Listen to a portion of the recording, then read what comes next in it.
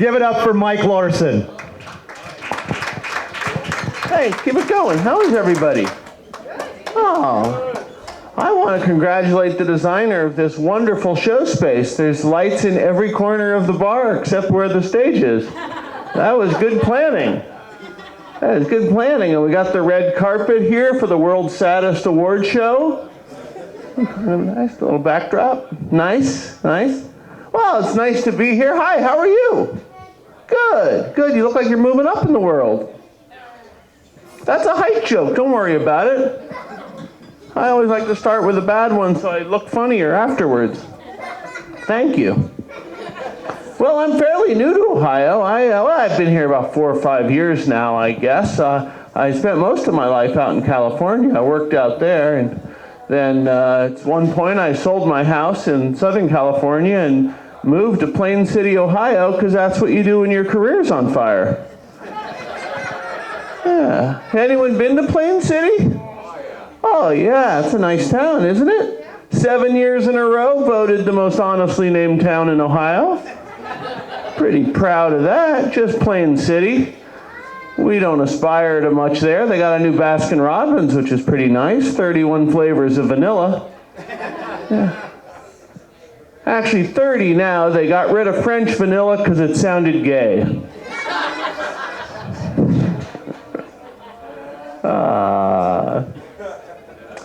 Well, I like Ohio. Columbus is talking about changing its name. You see this? There's a move to change the name of Columbus because evidently the guy they named it after was kind of a dick.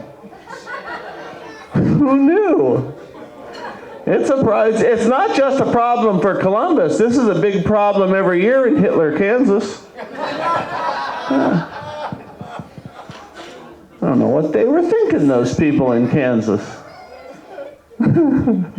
I was just up in Michigan, not because marijuana is legal there. I was just passing through because marijuana is legal there. It's not legal here though, folks. It's not legal here. What we do is once a month we drive up to Michigan and take a big old bong hit. And then hold our breath till we get back to Plain City. One good exhale in Plain City could get that whole entire town contact high, I would imagine. Although you'd need to find an indoor space. We don't have a lot of indoor spaces there. I was in this part of Michigan. You ever met someone from Michigan who tells you where they live by their hand? They do that thing? You know, they say, oh, Detroit and Ann Arbor, and yeah, not every state can do that. Although I do have a friend who lives in Panama City, Florida, so that worked typically. I would tell you where I lived in California, but I'd have to take my dick out. Fortunately, it curves to the left, so it is geographically accurate. I grew up in Northern California. Spent most of my life down in Southern. Hey, it's my story. I can put it where I want.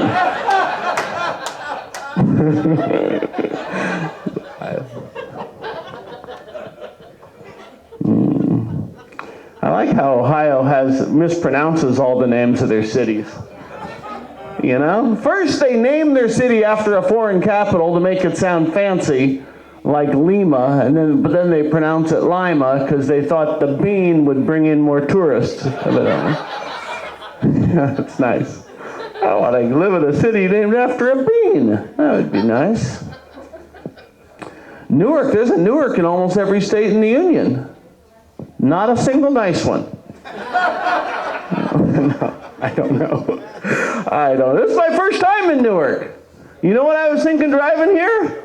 This is way too fucking far for an open mic, is what I was thinking. I am never the swearing guy. I'm sorry.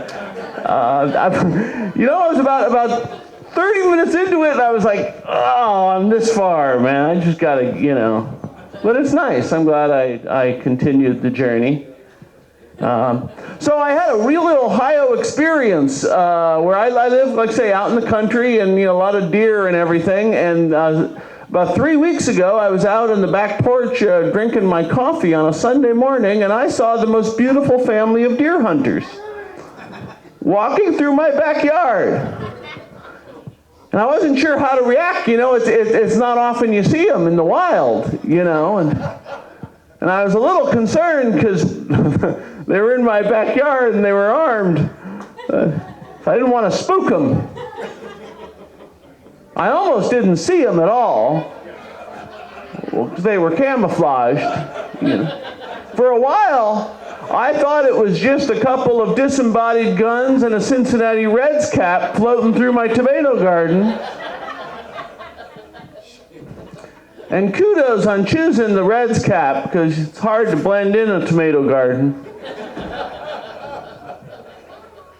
I feel for the guy. I know when I said, "Hey, buddy," and he looked up and realized where he was, and he had that look that every married man in the world has about 6 times a week when you just know you're busted. And no matter how hard your brain is moving, he kind of sputtered, and I said, "You know, you can't hunt here." And he said, "Well, I didn't see a sign." Really? Because I think a child's swing set is the perfect sign that you're not allowed to hunt here.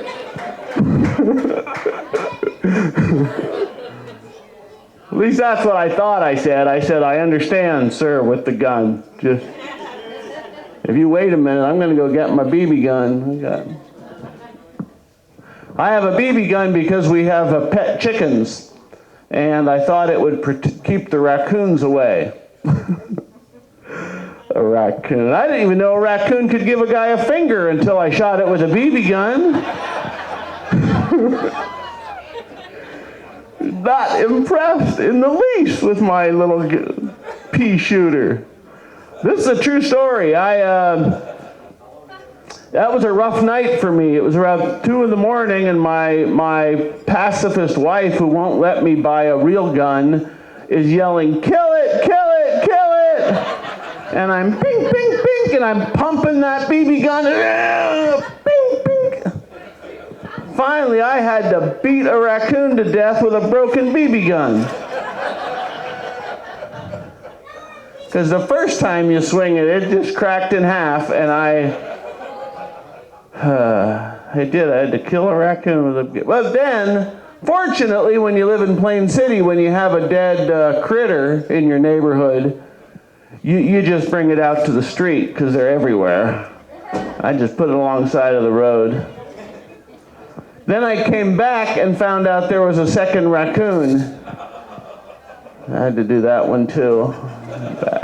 But anyway. Well, I'm going to tell you my last little story, but thank you. I appreciate you putting me up. I know I showed up late, so I appreciate that.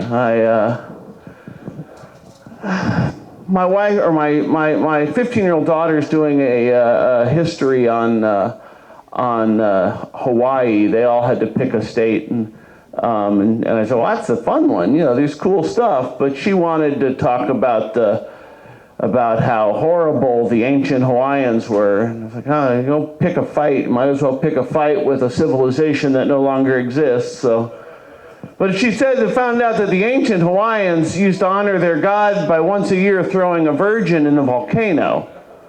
And that ain't right. There's also no proof at all that the gods were impressed, although I have to think it loosened up the women. Yeah. You know you're a loser if you can't get a little something around virgin tossing time. Yeah. Hey, thank you, everybody. This has been fun. Thanks, man. All right. Guys, give it up again for Mike Larsen. Thank you.